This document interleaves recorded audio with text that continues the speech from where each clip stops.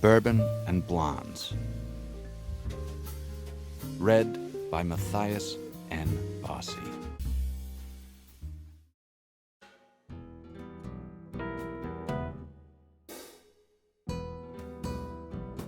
The Lady in Waiting.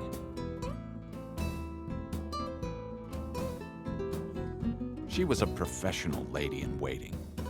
That was her job, to keep his ice cubes cold and the footplay hot. Nothing more. Ronaldo booked them a corner suite at the Grand Hotel Velasquez in Madrid and made sure it was near an exit. He told his blonde lady in waiting that he'd be gone for most of the day, and if by midnight he hadn't returned, she should go on to the next town and wait for him there. After all, poker with the gringos could get intense, and who was he to break up anyone's winning streak? That was his story, and she knew it was a crock.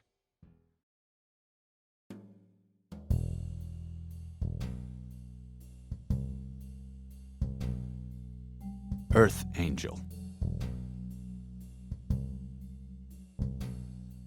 My conscience was beginning to hold me hostage, and in a weird way, the ransom was my future.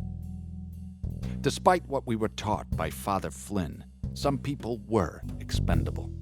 They just didn't matter. I was a crook, born and raised in a cold Catholic orphanage, and quickly learned that even I didn't matter. She was no different. I could tell she didn't exactly have a high opinion of her own footing in life. That's what attracted me. Well, that and those blonde locks. It was easy for people like us to fall off the map. Bus depots, train stations, truck stops, ports of call, they were all breeding grounds for skirts with lonely hearts and creeps with one eye on their drink and the other on the door. The calm before the storm.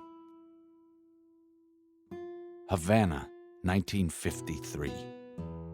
I told her there was nothing worse than waiting for the hurricane.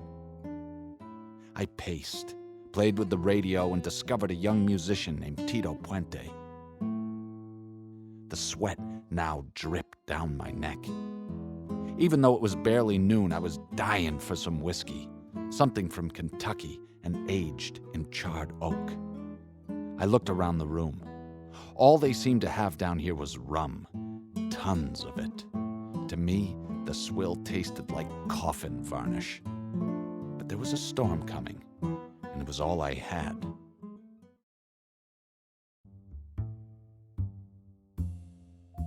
"13 Men. I tended bar at Tony's Tap Room up on Biltmore Avenue. We had our share of regulars. There was Shade, half hustler, half lover. Tino, the cool cat with the cool car.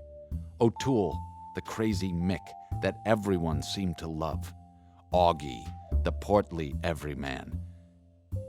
And Bobby C., who was plumb convinced he'd be the next Frankie Valli. Taking care of the guys on the floor was usually Elsa. She was Danish and gorgeous. I only hired top shelf. And why not? If I have to look at these mooks all day long, I should be able to stare at something that jiggled once in a while.